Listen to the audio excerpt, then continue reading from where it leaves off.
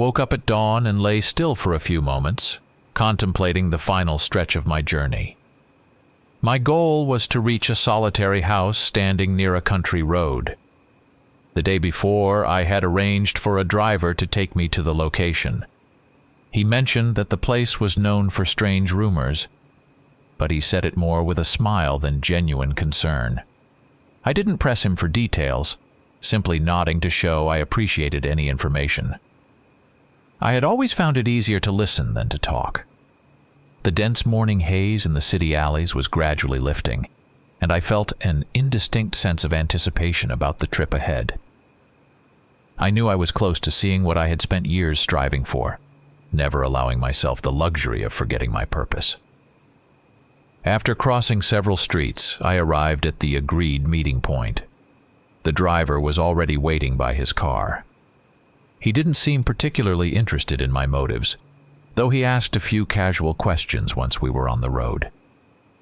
He mentioned that a house near the road often caught the attention of travelers but was quickly forgotten afterward. In his view, there was nothing remarkable about it, just weathered walls and a sagging roof. However, he noted that locals seemed to bring it up with unusual frequency. I listened silently, watching the gray fields outside the window. Suddenly, the driver announced that we were approaching the turn, nodding toward a dirt road branching off the main highway. I looked in the indicated direction and spotted a dark silhouette in the distance. At that moment, a dull tension gripped me. It felt as though everything around me had come to a standstill, even though the weather was warm and sunlight was breaking through the clouds. A term I had mulled over countless times resurfaced in my mind, trying to explain the phenomenon surrounding this place.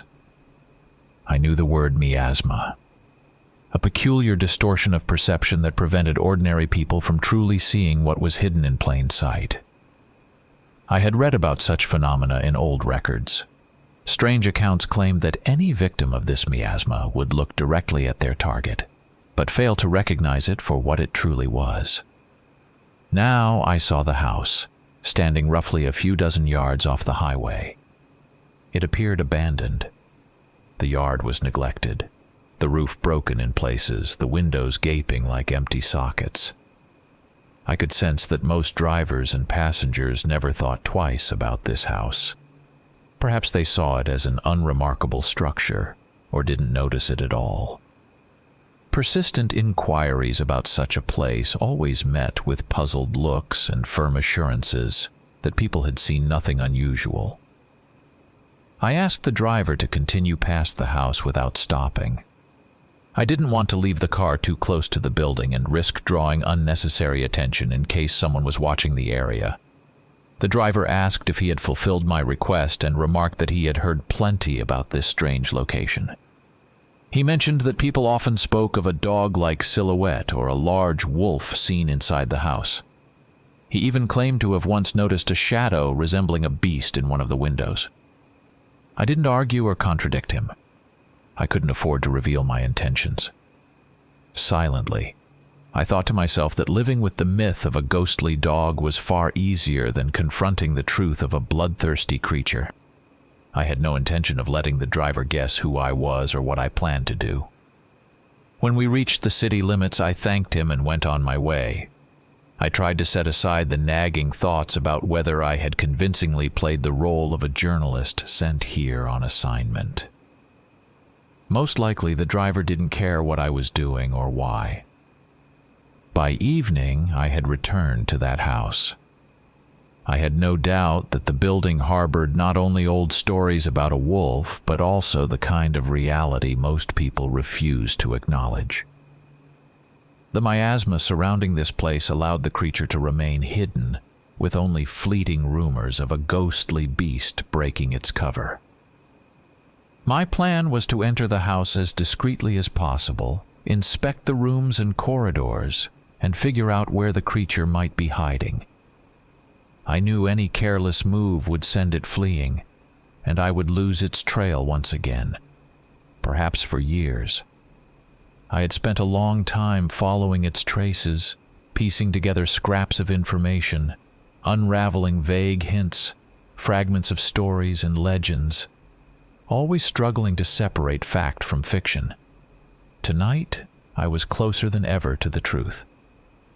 I retreated several dozen yards from the house and found a spot where trees and bushes formed a natural screen. From there, I had a clear view of the rear of the building, including the attic hatch.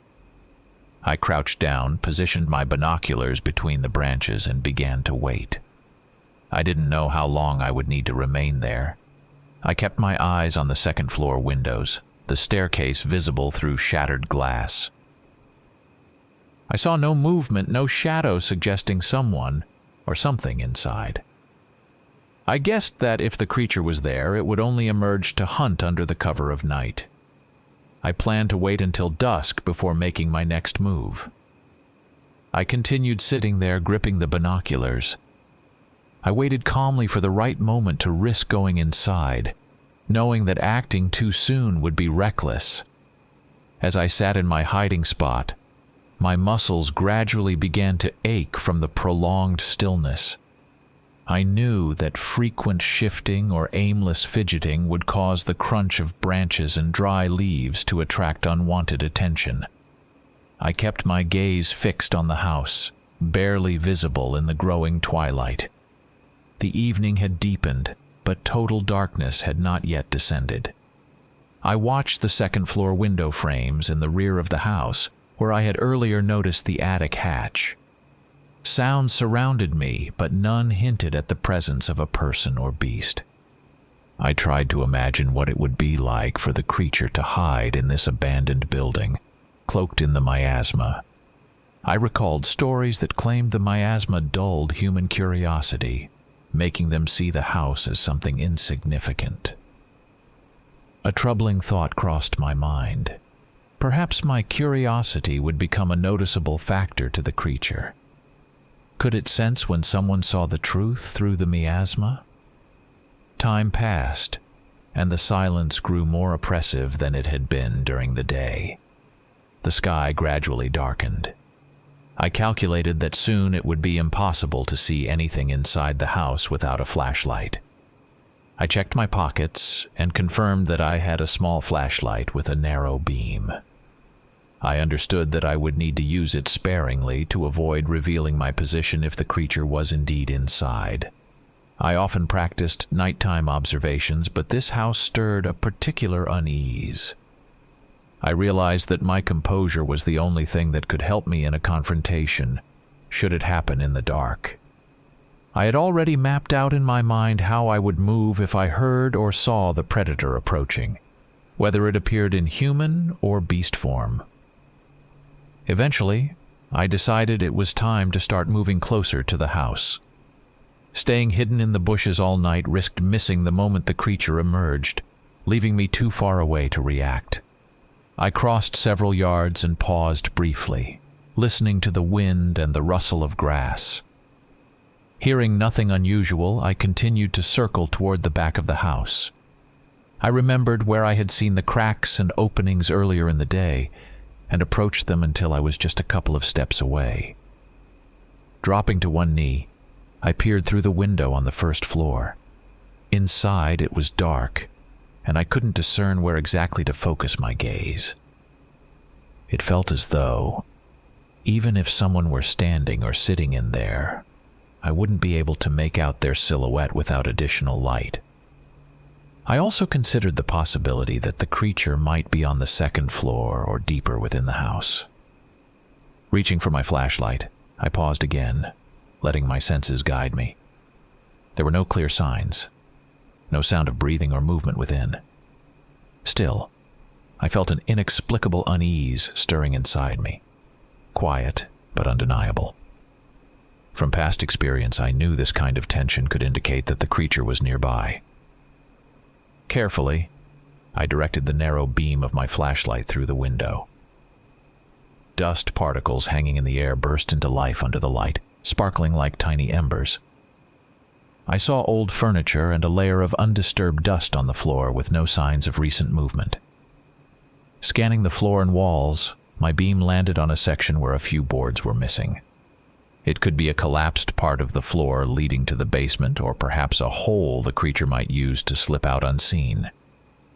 I decided entering through the window would be too noisy and risky. I didn't want to risk catching the broken glass and creating a clatter.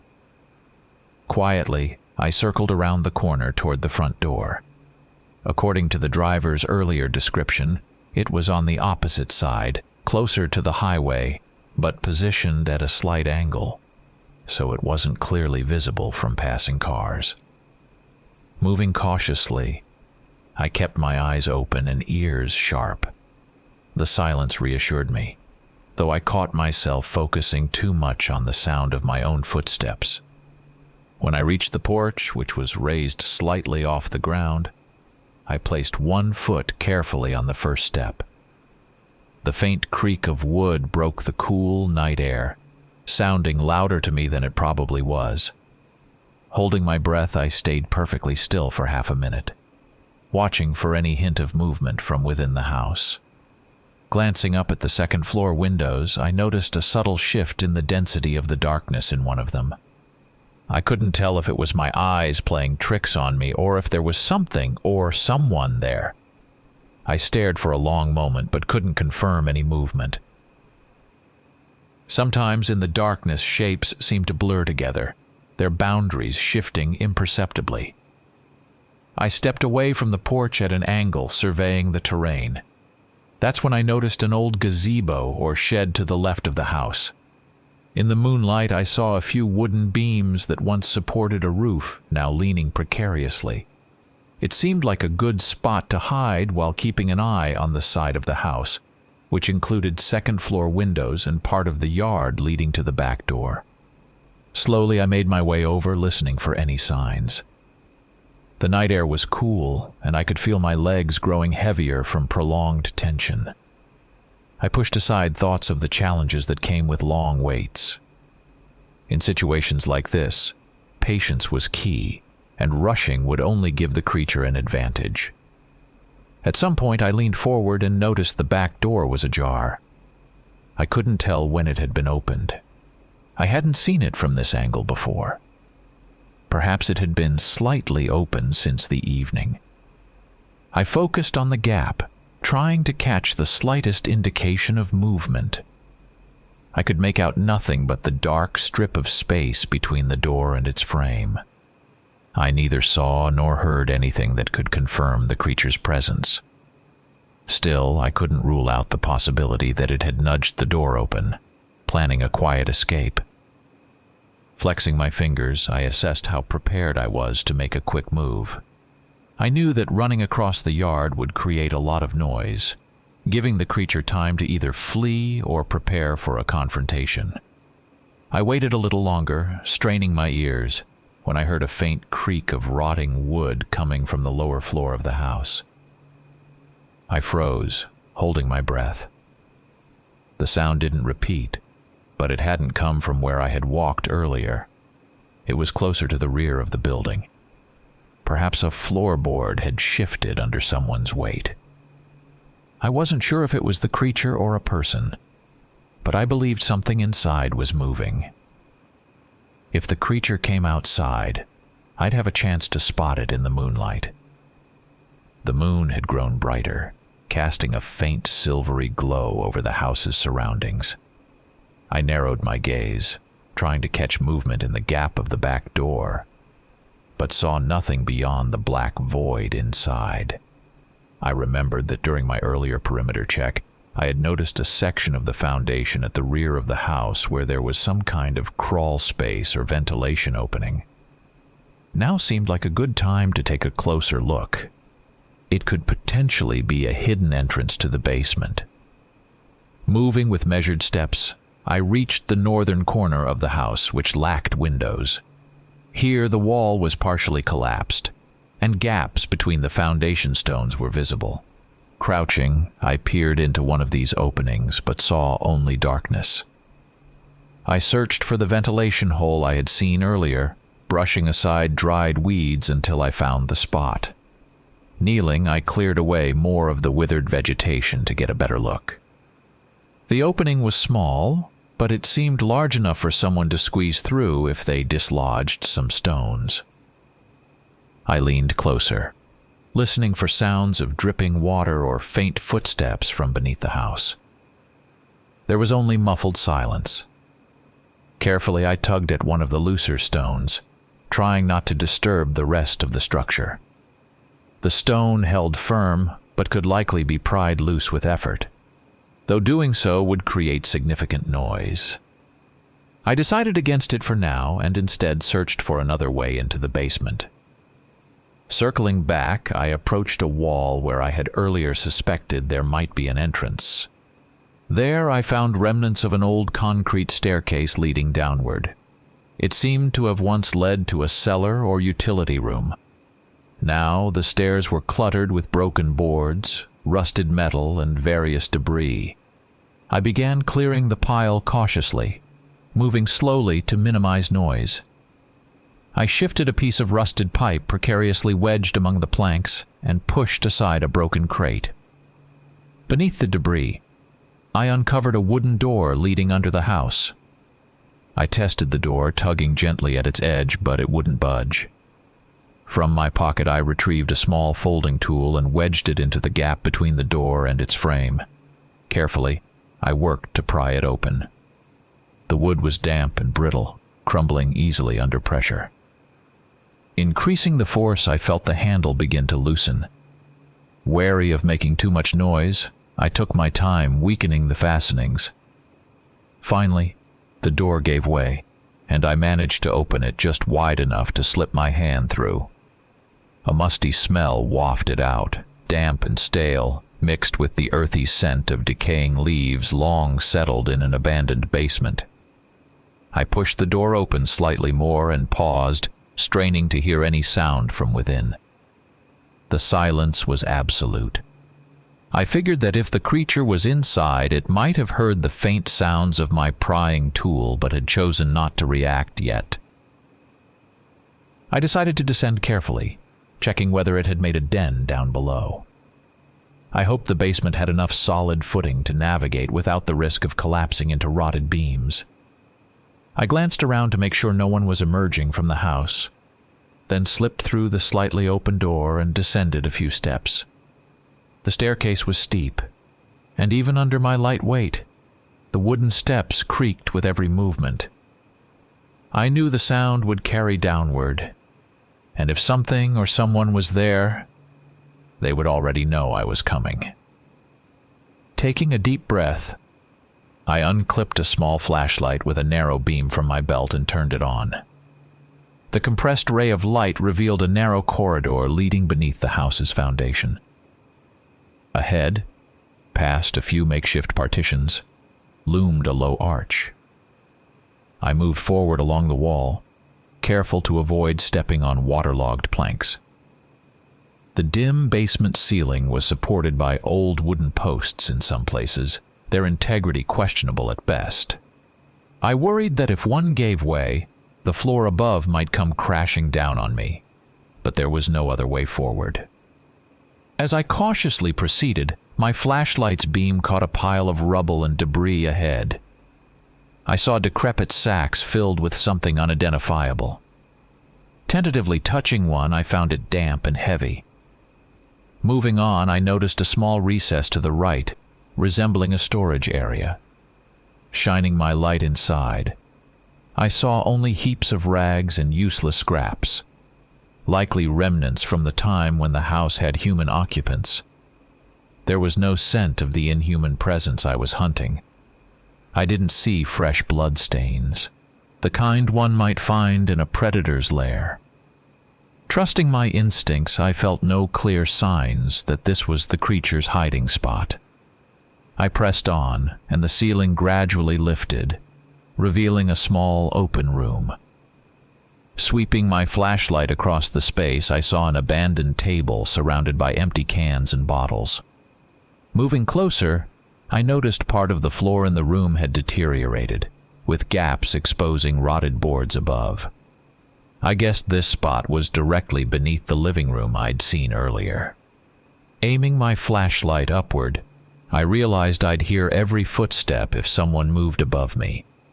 I checked my pistol, shifting it slightly in its shoulder holster for easier access if I needed it quickly. Examining the table, I found remnants of paper and a chunk of a wax candle. The candle was coated in a gray residue, the kind that forms when something has been untouched for years. This wasn't the creature's doing. Most likely, drifters or other transient people had used the basement for short stays long ago. Lowering my flashlight, I noticed something in one corner of the room. A depression running parallel to the wall, leading further into the foundation. Moving closer, I saw that the hole was wide enough to crawl through, disappearing into darkness. There were no discernible tracks visible in the beam of my flashlight, but a faint draft emanated from it, suggesting it wasn't a dead end. It could lead outside the house or to another section of the basement. I crouched and directed my light into the opening, revealing a downward slant for several feet before the passage veered sharply to the side. I couldn't tell where it led or whether it might narrow further, leaving me trapped. Pausing, I considered the risks. If something was in there, it would undoubtedly hear me. I also realized the creature might circle around and come at me from behind. As I pictured myself crawling into the narrow tunnel, I imagined it emerging from the house and entering the basement through the staircase I had left behind. It was risky, too risky. I didn't want to find myself face to face in such a confined space with a predator capable of swift, lethal strikes. I decided to survey my surroundings more thoroughly before entering the passage. Retracing my steps, I double-checked the corridor to ensure there were no signs of someone, or something, following me. My flashlight illuminated the walls, where damp mortar between the bricks crumbled at the touch. The air was cold and damp, seeping into my skin. I was aware that I was spending too much time in one place, which could be dangerous. I needed to decide whether I was ready to risk entering the unknown passage. Recalling the faint sounds I had heard earlier on the upper floor, I reasoned that the creature might still be in the living quarters or the attic, only using the basement for temporary refuge. Still, I had to rule out the possibility that it was hiding here. Standing in front of the opening, I took another deep breath. I held the flashlight in my left hand, keeping my right hand ready to draw my revolver at a moment's notice. Leaning forward, I carefully began squeezing through the narrow opening, mindful of the jagged stones pressing against my shoulders and head. The scent of mold was sharp and pungent, mingling with the faint drip of water from somewhere above. Crawling almost on all fours, I advanced slowly, each movement calculated to minimize noise. My flashlight beam illuminated damp, uneven stones, each rough edge reflecting faint glimmers. I paused briefly, weighing whether to press further into the tunnel or retreat and look for another way. I wasn't hunting a rodent. It was a powerful predator, one capable of smashing through a barrier to block my escape or ambushing me from behind. The urgency of the hunt gnawed at me. Time was slipping away, and I was no closer to my goal. I needed to find the creature and either eliminate it or force it out of hiding. Yet here I was, fumbling through the labyrinthine space under the house while it could easily slip away above. Pushing aside the doubts that threatened to overwhelm me, I pressed forward.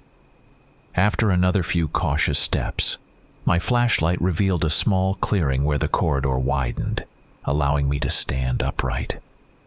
The ground here was wet, with water pooling ankle-deep before sloping upward. Carefully, I stepped over a broken beam lying across the stones. The walls in this area were built of large, uneven stones with visible gaps, likely where the draft was coming from. Shining my light along the floor, I noticed fragments of a dark, fibrous material that looked like rotting cloth. Nudging it with the toe of my boot, the mass crumbled slightly. I couldn't tell if it was decayed fabric or something organic. The odor intensified, burning my nose with its sharp, unpleasant tang. I began retreating slowly, keeping my flashlight trained ahead to monitor the tunnel for any movement. Turning my head slightly, I glanced back toward the basement entrance I had come through earlier. All I could see was the dark corridor, its surface glinting with puddles of water. I disliked this place. It was the kind of environment where any creature accustomed to the dark could move silently, taking advantage of the damp walls and uneven floors. I swept my flashlight across the space once more. No signs of fresh footsteps, no visible movement. I concluded that I'd have to take the risk of checking the upper floors, even if it meant stepping into a more dangerous battleground. I preferred having room to retreat rather than remaining trapped in the confines of a damp underground corridor. As I approached the staircase leading upward, I heard a strange noise, something like muffled growling.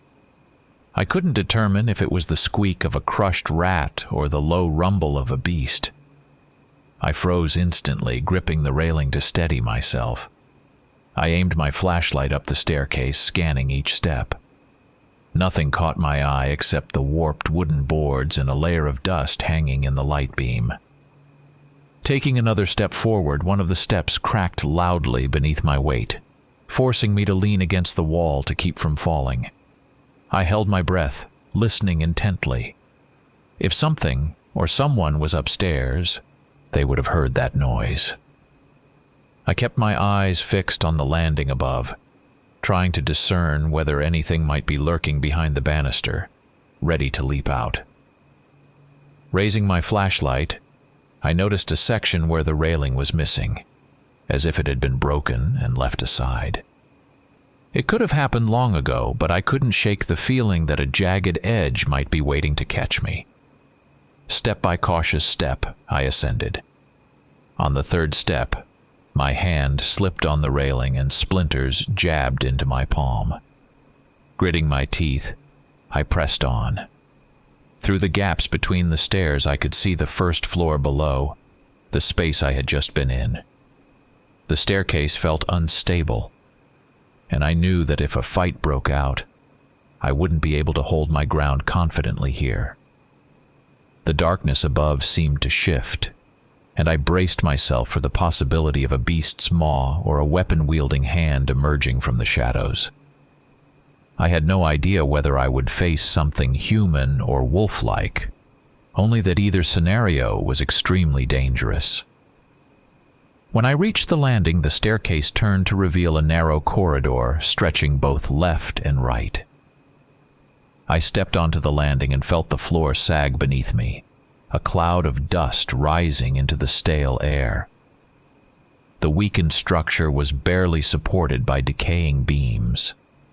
To the left, the corridor led to the rooms I had seen earlier from outside the house. To the right, it extended toward another wing, likely where the attic or some secluded space might be. I strained my ears, but the only sounds were my own breathing and the creak of the floorboards. I couldn't linger here indefinitely, risking a collapse. I needed to find the creature and finish this hunt. I chose the right-hand path.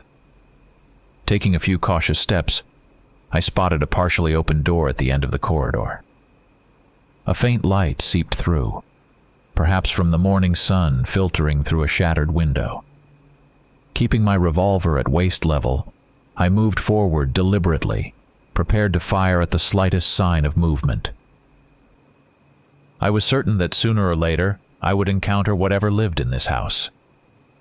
As I neared the door, a sudden crack sounded behind me. Spinning around, I saw part of the floor I had just crossed splinter and collapse into the void below. Lunging forward, I barely avoided falling with it. The noise was deafening as wood splintered and crashed, exposing the first floor beneath.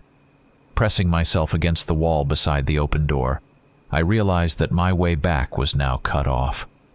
The staircase was unreachable, and somewhere nearby was the creature, ready to strike at any moment. Drawing in a sharp breath, I cocked the revolver and pushed the door open, bracing for the confrontation I knew was coming. I stepped into the room, fully aware that retreat was no longer an option. The narrow second floor left no room for error. One misstep could send me plummeting through the weakened floor. The room I entered was spacious, though cluttered with debris. A broken shelving unit leaned precariously, while scattered boxes and remnants of furniture filled the space. The faded wallpaper was peeling in damp, moldy strips. Raising my flashlight, I saw faint daylight filtering through a single window, its view obstructed by branches and rubble piled outside. The floor here seemed sturdier than in the hallway, though cracks and holes marred several spots. Testing the nearest board with my weight, I ensured it wouldn't give way before proceeding further. The air carried a musty staleness mixed with a foul odor, like rotting organic matter. The scent set me on edge, a signal I had learned to recognize from previous hunts. It often indicated a predator's lair. Sweeping the flashlight along the walls, I spotted torn fabric near the shelving unit.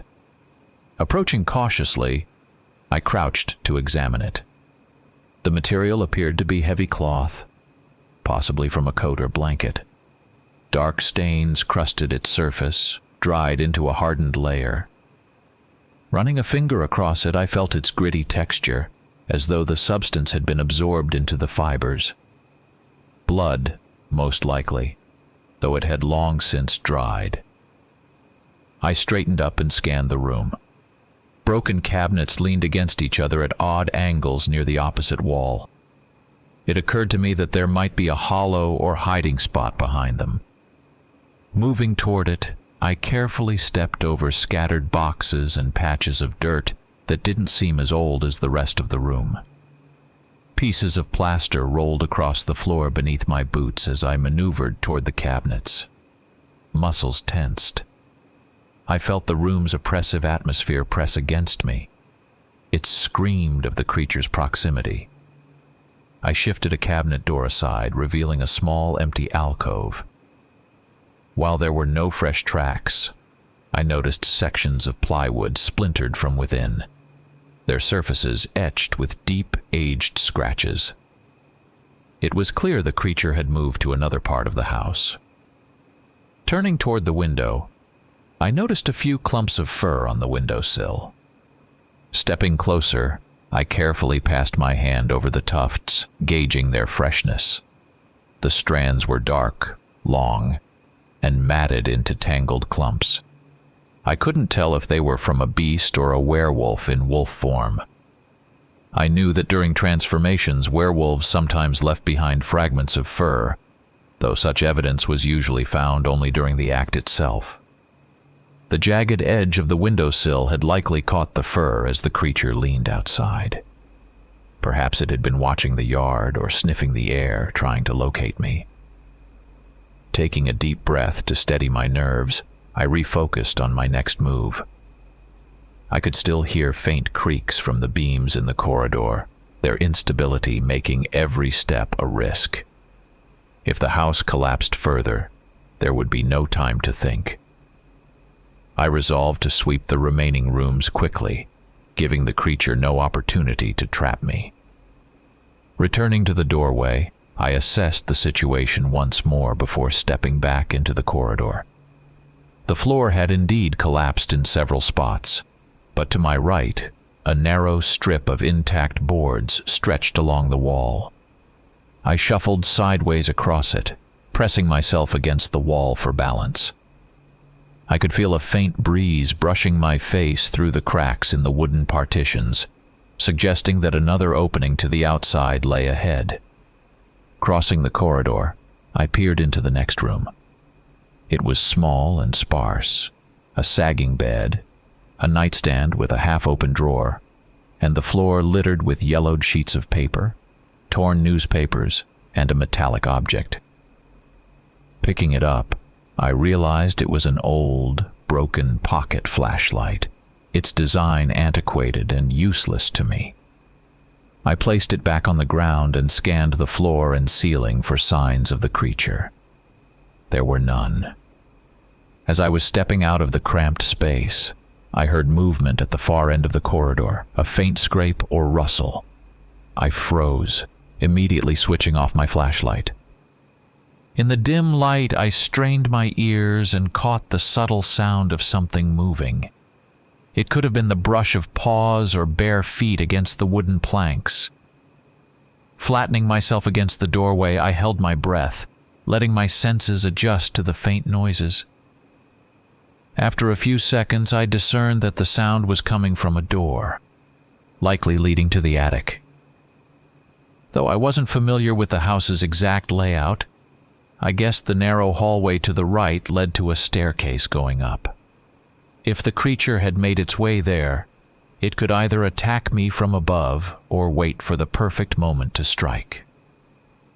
I recalled the earlier strange noises from the second floor, which I had dismissed as creaks from the rotting structure.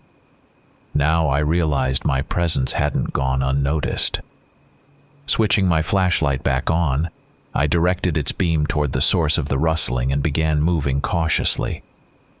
My steps were deliberate, seeking the sturdiest sections of the wooden floor. Rushing here would have been a death sentence. The corridor narrowed as it sloped beneath the roof, and soon I reached a crooked door leading to what I assumed was the attic.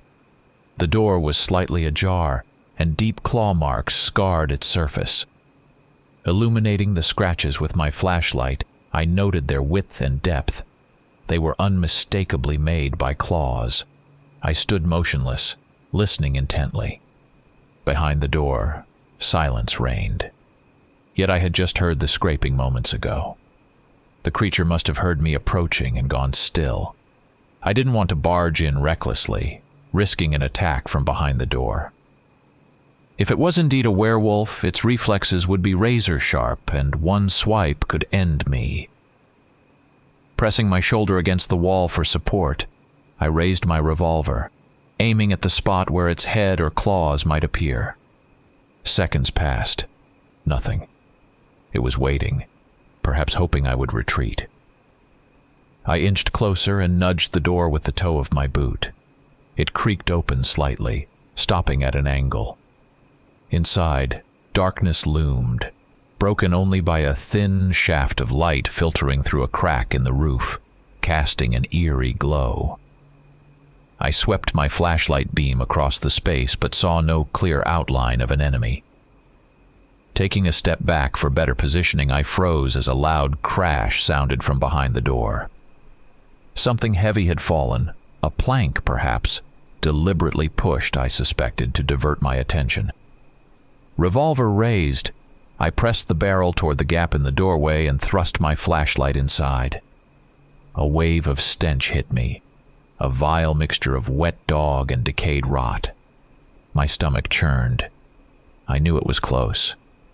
Taking another step inside, my flashlight's beam caught a faint, massive outline in the far corner. Something shifted, and I felt the floor vibrate beneath my feet. I didn't wait for it to lunge. I fired once, aiming where I had seen movement. The flash from the shot illuminated the attic, revealing exposed beams, piles of junk, and the creature itself, a large, wolf-like figure with distorted, unnatural proportions. The shot hit it. I saw the jolt in its body, but it didn't fall. Instead, it let out a guttural snarl, a sound so sharp it felt like needles piercing my ears. Stepping back, I tried to lure it into the corridor where I'd have more room to maneuver. But the creature darted sideways behind an old dresser, disappearing from sight. I could hear its labored breathing, a harsh rasp that seemed to scrape against the walls. I knew it was injured, but far from incapacitated. My grip on the revolver tightened as I swept the flashlight at chest height, tracking the room for movement. Out of the corner of my eye, I caught a shadow emerging from behind the dresser. I fired again, but the shot missed as the creature leapt at an angle. In midair, I saw its front limbs, almost human in length, ending in clawed paws. It didn't swipe forward but moved to intercept me, aiming to grab me from the side. Dropping to one knee, I tried to aim as the floor beneath me groaned and bent but held. The werewolf landed a few steps away, its matted fur gleaming dully in the flashlight's beam. I spotted a wound on its side from the first shot, but it showed no sign of slowing down. Driven by aggression and survival instincts, it had no intention of retreating. I fired a third shot, grazing its shoulder. The beast reacted instantly, lunging forward and grazing my leg with its claws. The fabric of my pants tore, and I felt a sharp sting as its claws raked my skin. The pain was intense but not crippling. One more strike, though, and I wouldn't survive.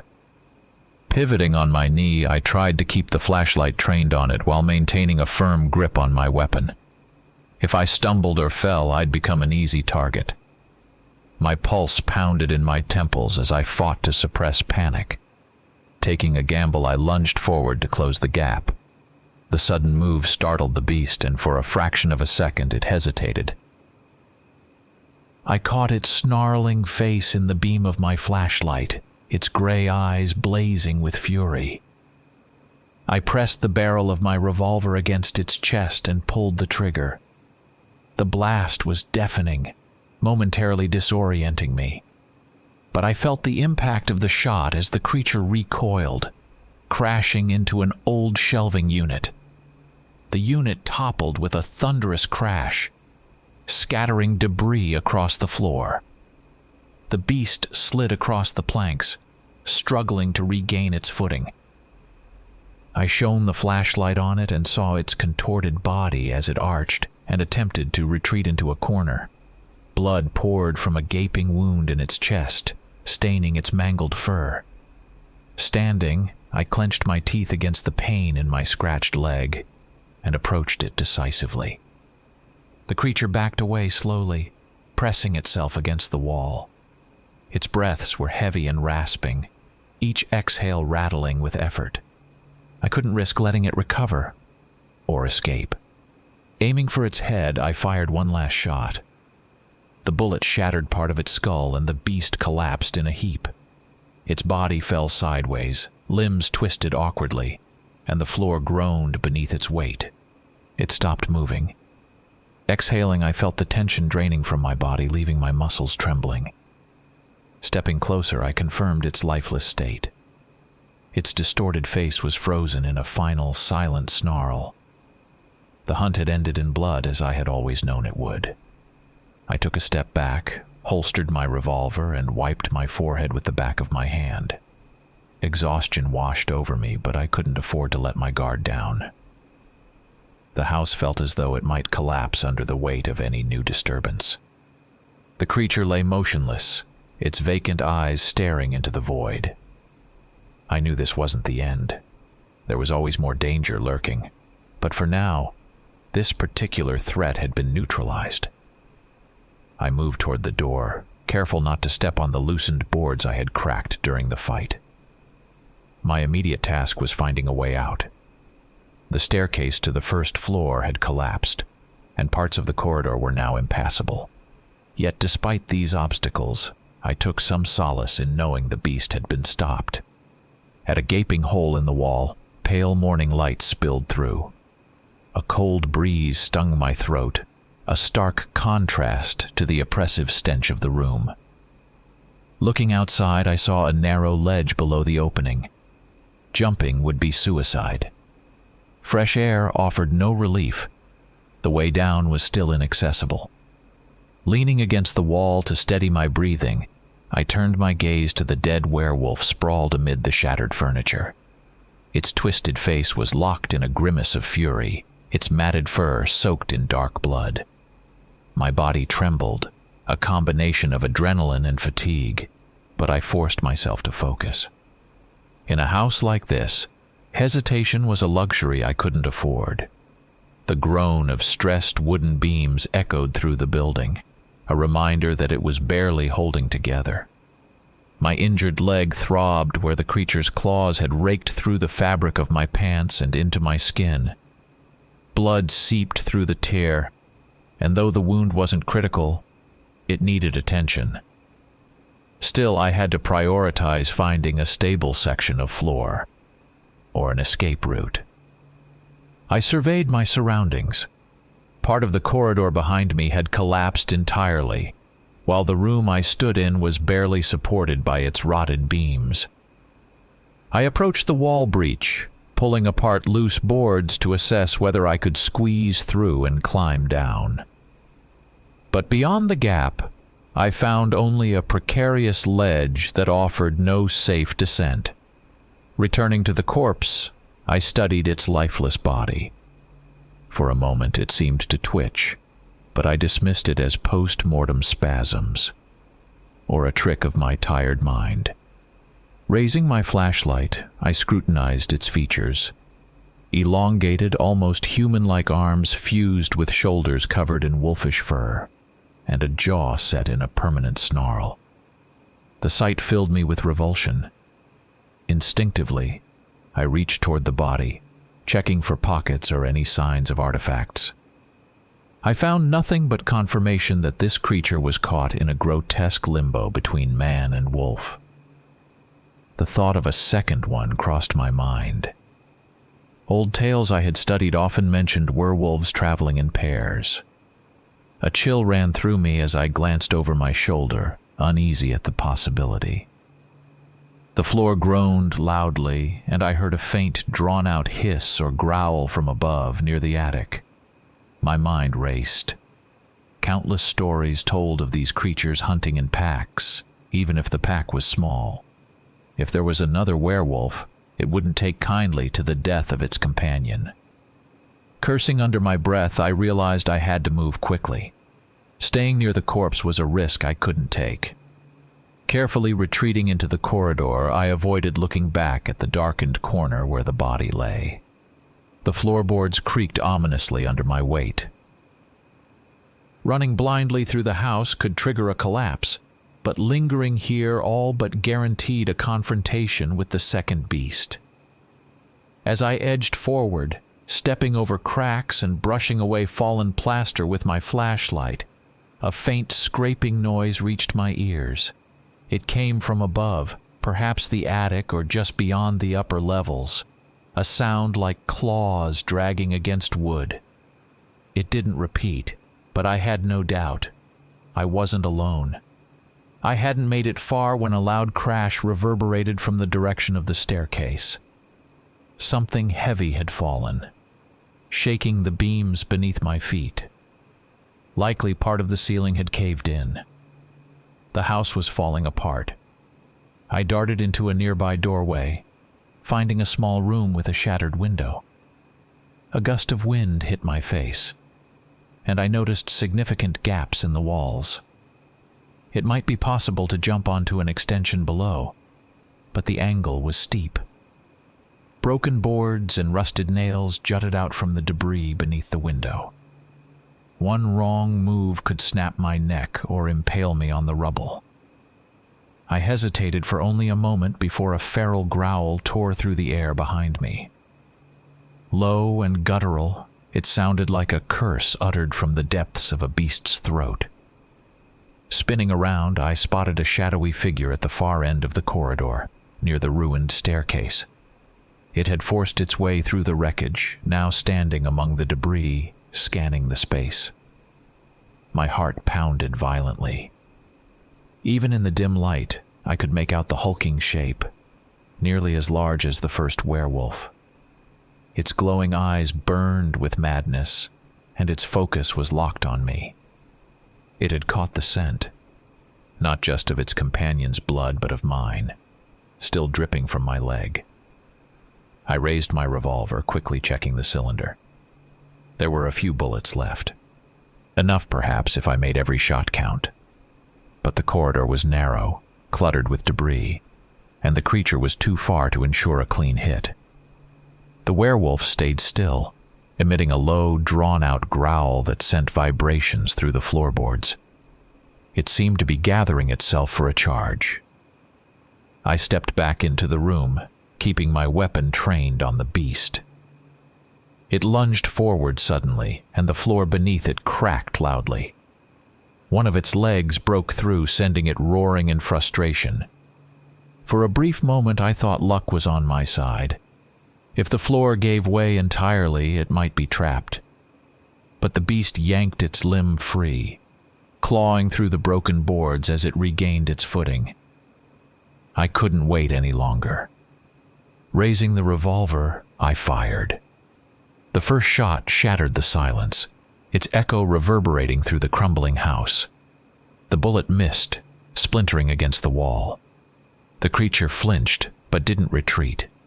Instead, it barreled forward.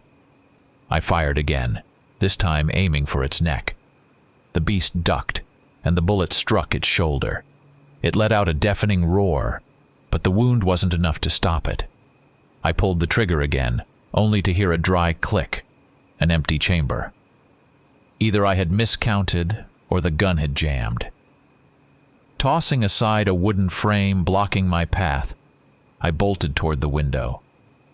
I had no choice but to jump before the werewolf closed the distance.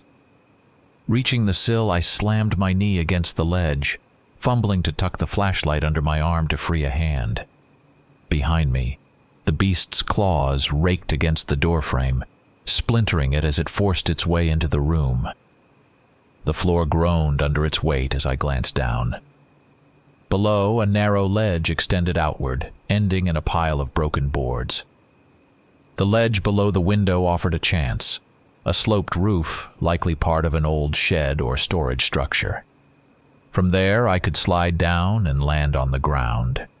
I had no other choice. The guttural growl from the corridor, followed by a heavy crash, made it clear the werewolf was breaking through the door and heading for the room. I inhaled sharply, tossed the flashlight ahead of me to free my hands, and vaulted over the windowsill. The rush of wind and the sudden void beneath me turned my stomach to lead. Gravity pulled me downward, and I braced for impact. My boots hit the angled roof, which groaned and bent under my weight like a rusty tin sheet.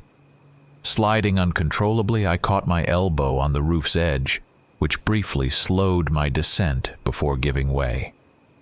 I tumbled onto a heap of debris, landing hard against splintered wood and jagged metal. Sharp pain lanced through me as nails and rebar scraped against my body. The air fled my lungs in a choked gasp, and I coughed violently, struggling to catch my breath. Something might have broken, but I could still move. I rolled onto my side and looked up at the second-floor window, expecting the beast to leap after me at any moment. For now, the window frame remained empty. Likely the werewolf was struggling to squeeze through the narrow opening or finish tearing through the barricade. My thoughts snapped to my revolver. I scrambled to a level patch of ground, fumbled for spare rounds in my jacket pocket, and began reloading with trembling hands. My heart pounded an erratic rhythm, each breath cutting like a blade through my chest. As I snapped the cylinder shut, a loud scrape drew my attention back to the window. A massive clawed paw emerged, followed by the snarling maw of the werewolf. Its sharp fangs glistened as it growled low and menacingly.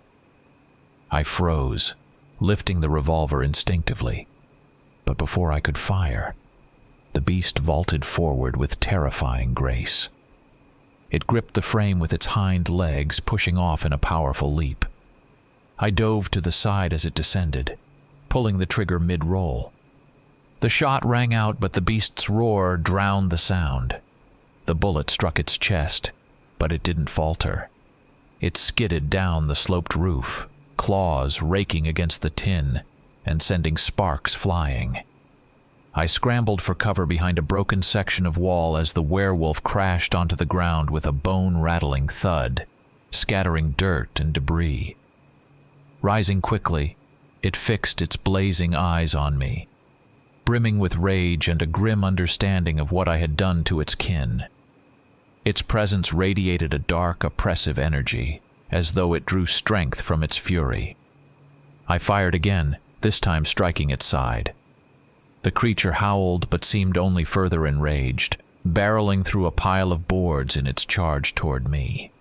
I stumbled backward, tripping over a chunk of rubble. Its massive claw swiped at me, slashing through my jacket and raking my chest. The sting was immediate and sharp, and I gasped as I felt a crack in my side, possibly a broken rib. It lunged again before I could regain my footing. Desperate, I ducked beneath its sweeping strike and swung the revolver's handle upward, smashing it into the beast's jaw. The blow bought me mere seconds, but it was enough. As it recoiled, I aimed and fired point blank. The muzzle flash seared my hand, but the shot hit its mark. The beast roared and toppled over, rolling across the debris. Panting, I ejected the spent casings, fumbling to reload. My hands shook violently from pain and exhaustion. The werewolf, though gravely injured, was still moving. Its chest heaved as it clawed at the ground, struggling to rise. Blood mingled with tufts of fur, matting its grotesque form. I knew I couldn't give it another chance to attack. Reloading the revolver with my last rounds, I steadied myself and approached. The creature's head lolled back, releasing a weak, rasping growl, almost like a curse uttered through clenched teeth. I aimed at its skull and pulled the trigger. The roar stopped abruptly, replaced by the dull thud of its body collapsing. Its legs twitched once before falling still. Silence descended, broken only by the faint creak of the house behind me as it continued to groan under its own weight. I sank to one knee, struggling to catch my breath. My vision blurred from the pounding in my head, and I tasted blood in my mouth. For a moment, I stared at the lifeless body, watching its final shudders fade into stillness. The beast's claws curled in a final pitiful spasm before going limp. My muscles trembled with relief and exhaustion. Dragging myself upright, I scanned the area. The house was still crumbling, sending clouds of dust into the air. Somewhere within, remnants of the structure collapsed with hollow thuds. If anything else was alive inside, the house would likely become their tomb. I clutched my side, where pain throbbed in relentless waves. My blood was beginning to clot on my torn clothing, and I knew I needed to find a safe place to rest and treat my injuries. Staggering toward my discarded flashlight, I picked it up and tucked it under my arm.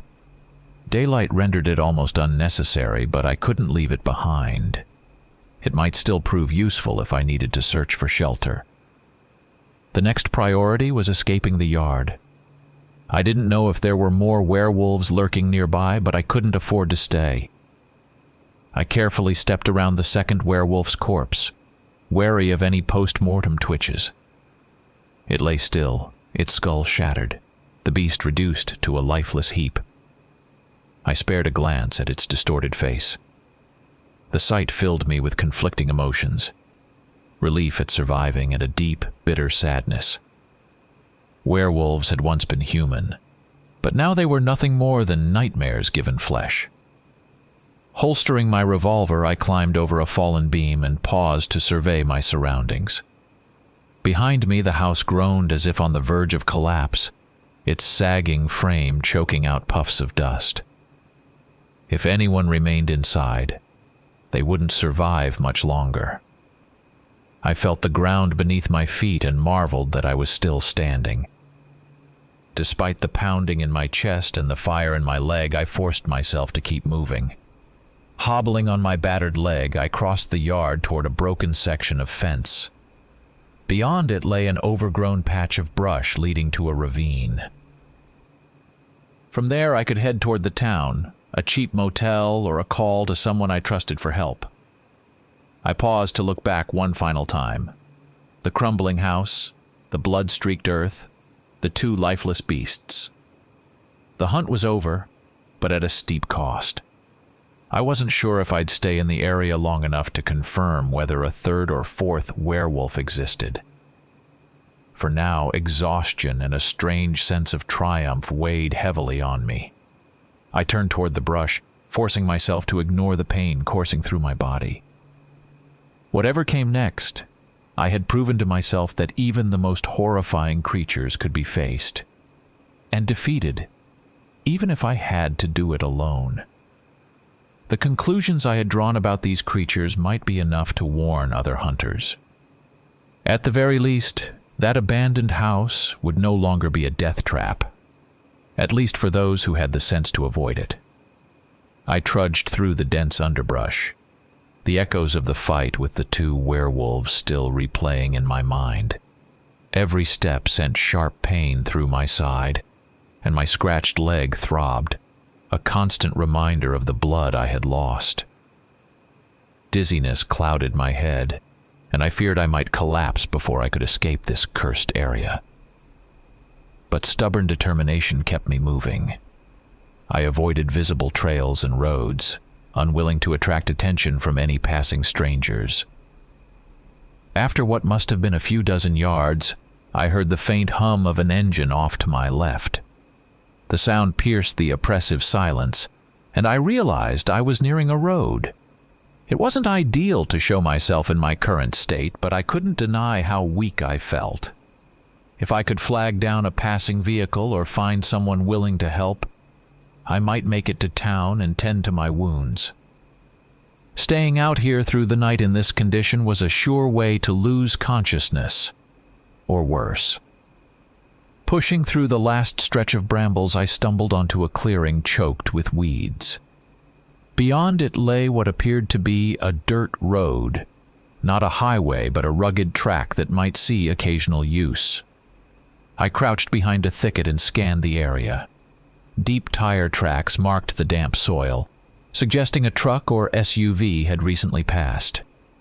Farther down the road, I spotted a lone figure walking along the edge, glancing around as if searching for something. I hesitated. To that person I must have looked like a vagabond, my jacket torn and bloodied, my limp unmissable. But at this moment even a stranger could be my lifeline. Normally, I wouldn't trust anyone I happened to cross. I knew all too well that a friendly face could conceal sharp teeth, but exhaustion and pain dulled my caution. Besides, the figure's relaxed pace gave me time to call out and gauge their reaction. Steadying myself, I checked that my revolver was within reach and stepped out of the brush. My limp must have drawn their attention before I could speak. They turned toward me, their brow furrowing as they stepped closer, their body language cautious but not overtly hostile. "Are you all right?" they asked, their voice carrying a mix of concern and curiosity. I now saw a man in his 30s, of average height but solid build, wearing a dark jacket and dusty pants that hinted at a long walk. His face reflected genuine worry, but his dark, almost black eyes darted over me, scanning my injuries. "Not really," I admitted reluctantly. "I've been through something. Got roughed up pretty bad, and I don't have a first aid kit on me.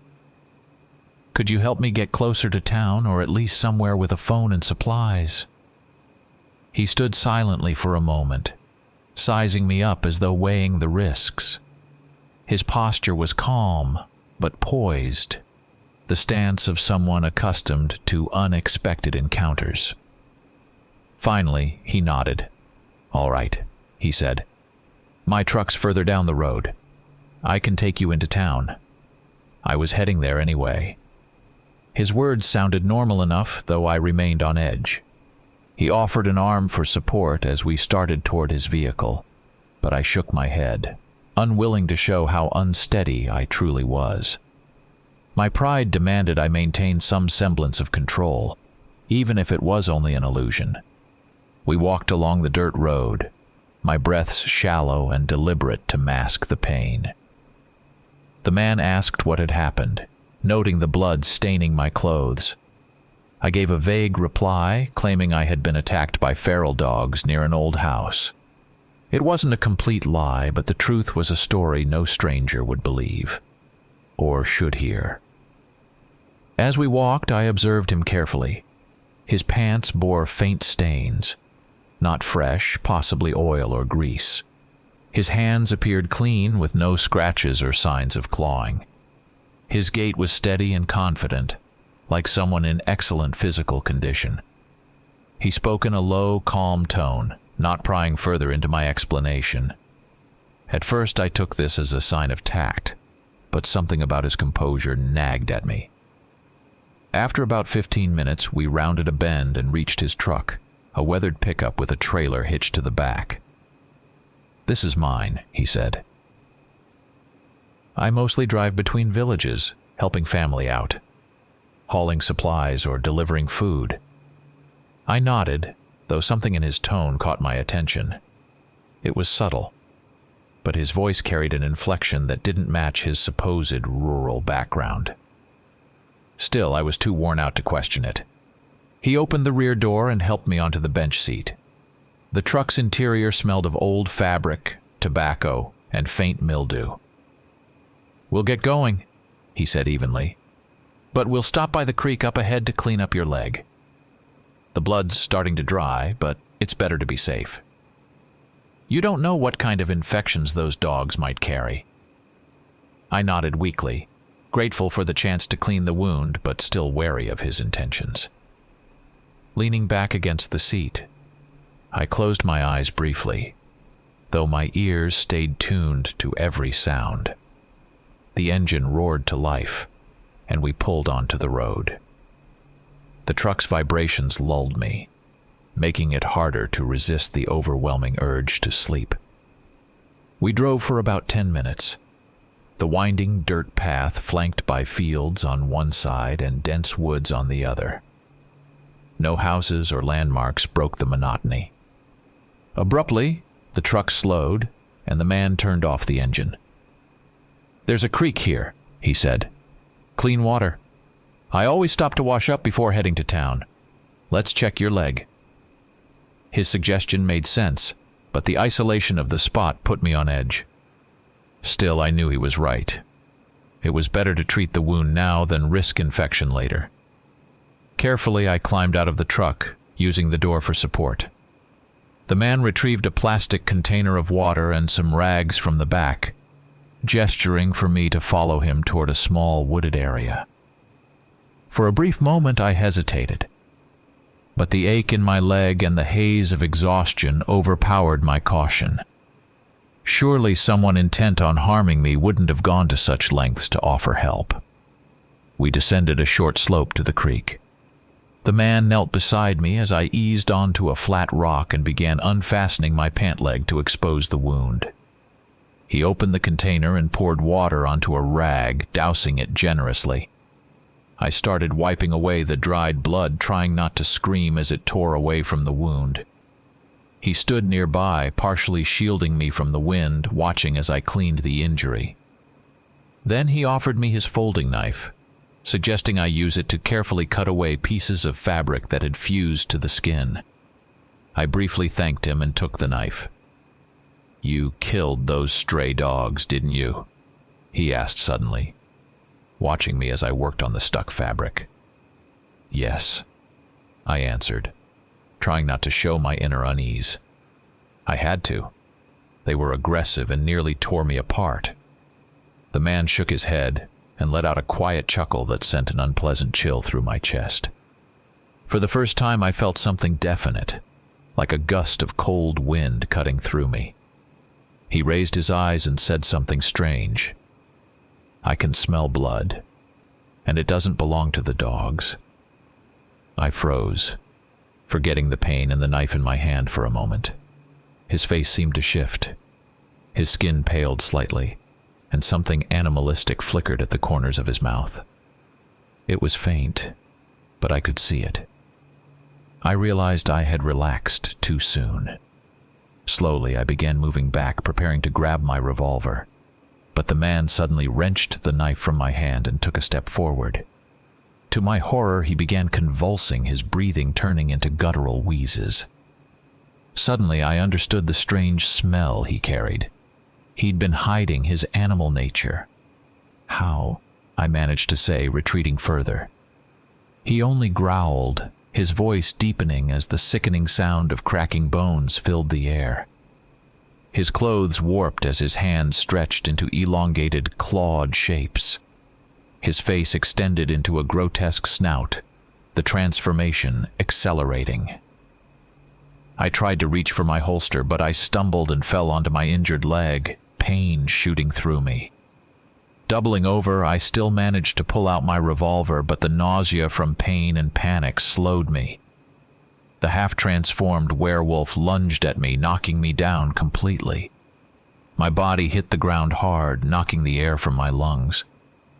The creature pinned me with one grotesque hand, its claws digging into my shoulder. Its snarling, half-human face hovered inches from mine, its breath reeking of decay and blood. I saw the knife in its misshapen fingers, aimed at my chest. Summoning all my strength, I struck its elbow, deflecting the blade enough to avoid a fatal blow. With my free hand, I angled the revolver upward and fired. The shot grazed its forearm. The beast roared but didn't pull back. The knife tore through my jacket, leaving a long gash in the fabric. I mustered all my strength and drove my knee into its thigh. It staggered, and I seized the moment to roll away and free my right hand. The werewolf's transformation continued, its strength growing with each passing second. Fully aware of how dire the situation was, I pressed the revolver against its side and pulled the trigger again. The shot was deafening, but the werewolf only hissed in pain, recoiling slightly. I realized that the remaining bullets, whether silver or regular, might not be enough for an instant kill. My earlier fights with the two creatures had drained most of my ammunition, leaving just a few rounds in the chamber. It didn't give me time to reload. I watched in terror as the hand holding the knife became covered in coarse fur, the knuckles bulging grotesquely. Its face lengthened, its eyes filled with feral rage. It let out a howl and lunged again, aiming the blade at my neck. I rolled to the side and the blade struck a rock, sending sparks flying. Without wasting a second, I raised the revolver and pulled the trigger, aiming at its head. A dry click, an empty chamber. Cold sweat broke out across my body as the werewolf grabbed my wrist with crushing force, nearly knocking the revolver from my grip. Clenching my teeth, I felt its weight pressing me into the ground as its dark, hypnotic eyes bore into mine. My free hand scrambled over the ground, finding a loose stone. I swung it with all my strength, striking the creature's forearm. Its grip loosened slightly, allowing me to twist my wrist free. The revolver was still in my hand. I quickly switched it to my left hand as the beast grabbed my right wrist again, pinning it to the ground. This was my only chance. I aimed the barrel at its neck and squeezed the trigger. The shot echoed loudly. The werewolf jerked back, letting out a wet, gurgling sound as dark blood poured from the wound. It howled, swaying, and released my right arm. I kicked it away, watching as it collapsed to the ground. Its half-transformed face twitched in its final moments, its hand still clutching the knife. Blood gushed from its neck as it tried to lift the weapon one last time. Summoning the last of my strength, I lifted the revolver and fired one final shot into its head. The sound of the impact was almost muted against the backdrop of my labored breathing. The werewolf's body went limp, and I slumped onto one knee, my vision darkening momentarily. When I regained focus, I saw its lifeless body sprawled before me. Its transformation had frozen midway. The muzzle was only partially extended, its fingers still not fully elongated. I realized it had been ready to deceive me by posing as a savior. The thought chilled me. These creatures were cunning, capable of blending in with humanity to lower their prey's guard. I needed to tend to my wounds quickly. The werewolf's knife had left deep cuts in my jacket, and I suspected it had sliced into my skin as well. Rising unsteadily to my feet, I surveyed the aftermath of the fight. The overturned water container, the disturbed ground, the bloodstains. The sun stood high, casting harsh light over the scene. I made my way to the truck, hoping to find supplies in the back. The werewolf's stash yielded a small first aid kit with dirty bandages, iodine, and a few painkillers. I wrapped my worst wounds tightly, tying the bandages with trembling hands. Climbing into the driver's seat, I found the keys still in the ignition. Turning them, I pressed the gas pedal several times before the engine coughed to life. The cabin reeked of mildew and the lingering stench of the creature's transformation. I forced myself not to breathe too deeply. The truck rattled down the uneven dirt road as I gripped the wheel tightly, fighting to stay conscious. My body screamed for rest, but I couldn't stop yet. I had lost too much blood in the last 24 hours, and the wound in my side throbbed and burned as if a piece of molten iron were embedded there. There was nothing I could do but hope that I would find people and medical help ahead. About half an hour later, I drove onto a more even road and spotted a sign. White Rock Town. I had no idea what kind of place it was, but it was the only settlement nearby, according to the map. Glancing at the dashboard clock, I saw it was almost evening, with the sun already dipping toward the horizon. I pressed the gas pedal harder, trying not to dwell on the fact that darkness would only make it harder to find anything or anyone. A few times I had to pull over when sharp, stabbing pain twisted my stomach. I would lean back in the seat, breathing through clenched teeth, staring into the rear-view mirror as if expecting those creatures to appear behind me at any moment. But the road remained empty, with no signs of movement. I started driving again, occasionally sipping from a plastic bottle of water I'd found in the car. The water tasted stale, even bitter, like it had gone bad. But I didn't have any other options. When I reached a weathered wooden sign reading White Rock, I felt a faint flicker of relief.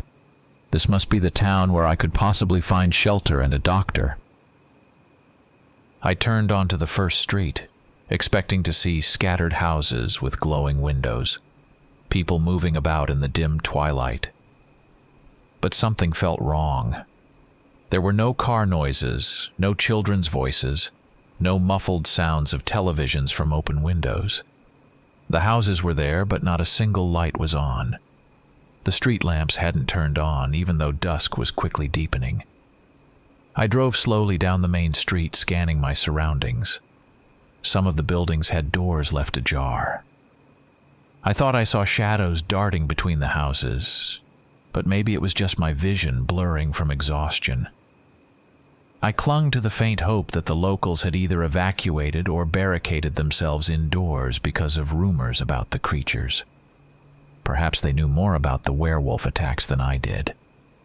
Suddenly, in the rearview mirror, I caught movement near the intersection behind me. I turned my head to look, but there was nothing there anymore. My chest tightened with unease. I drove forward toward the town square, the kind of place where small towns usually have a monument or chapel. Here, the silence was even more oppressive. Bits of trash littered the asphalt, and it seemed like people had abandoned the area in a hurry, leaving some belongings scattered here and there. I stopped the car when I saw an overturned, rusted shopping cart lying in the middle of the road. The engine sputtered and died. I turned the key in the ignition several times, but the motor didn't respond.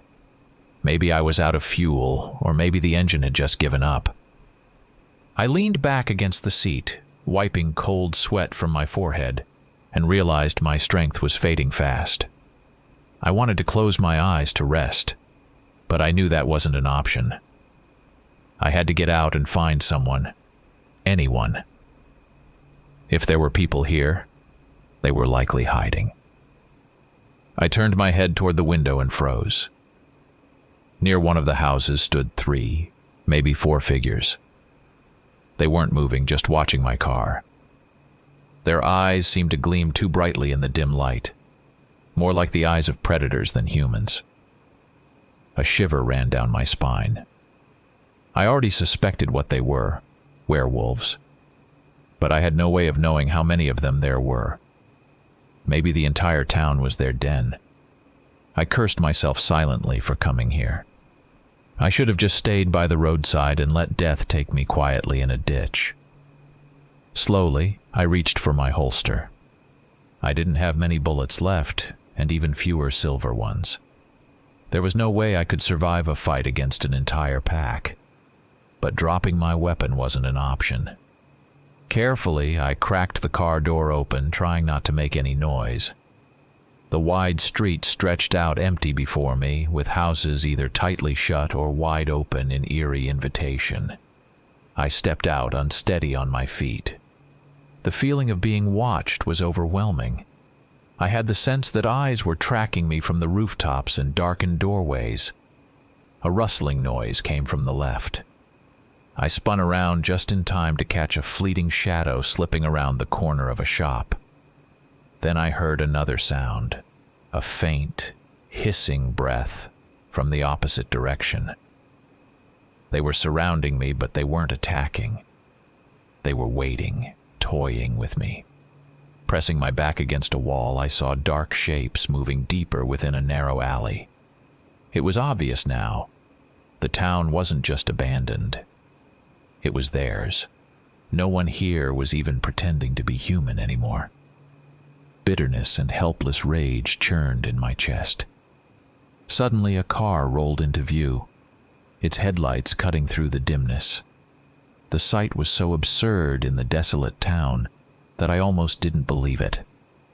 Squinting, I recognized the vehicle. It was the same car that had dropped me off hours ago near the abandoned house. The driver, the one who had rambled on about the ghost dog. My heart pounded so hard I could feel it in my temples. The car pulled up close, and I saw the driver step out, his movements casual, almost amused. He looked me over, then gave a slow shake of his head with a crooked, sinister smile. "Well, well," he said in a low voice. "Look who we have here."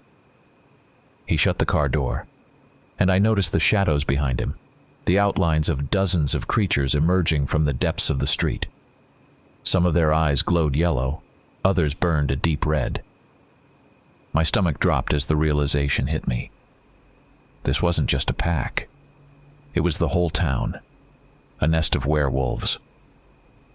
Raising my revolver, I aimed at the driver, knowing it wouldn't make a difference. "You know," he said, his voice calm, "we caught the scent of your blood back at that abandoned house. That's when I knew you were a hunter. And my brothers. They were waiting for the right moment to draw you in." My knees nearly buckled as his words sank in. Glancing around, I saw figures closing in on both sides of the street. Their forms were shifting, some still clinging to human features, others already monstrous. I started counting the shadows, but gave up after the 10th. There were too many. The driver locked eyes with me, and I watched in horror as his hands curled into claws and his face began to elongate, the transformation agonizingly slow as if he wanted to savor my terror. I heard the snapping of his bones, saw his clothes strain and tear as his body swelled with muscle. Beside him, 2 others had already fully shifted, their growls low and guttural, making the ground beneath me feel like it was trembling. Instinctively, I glanced behind me, searching for an escape route. But more shadowy shapes loomed there, cutting off any hope of retreat. For a fleeting second, I thought about shooting the driver, but despair clawed at my resolve. What was the point? Killing one wouldn't save me from the rest. The creatures closed in, their movements deliberate, as if following a single command. Their glowing eyes locked onto me, filled with the same savage intent. I pressed myself harder against the wall, trembling. Calling for help would be useless. There wasn't a soul here who could answer. My throat was dry, and I could only watch as the driver, now half-wolf, crouched low, ready to pounce. Raising my revolver one last time, I aimed at him, my hands shaking. but before I could fire, I froze. They had me surrounded. I could hear the click of jaws snapping in anticipation, the sound cutting through the silence like a blade. My legs gave out beneath me, and I sank to the ground. In that moment, the world seemed to contract into a single, drawn-out growl. Every hope I had vanished into the shadows. The only thought left in my mind was a bitter, unrelenting truth. There was never a way out. Every step I'd taken, every bullet I'd fired, had only led me deeper into this trap.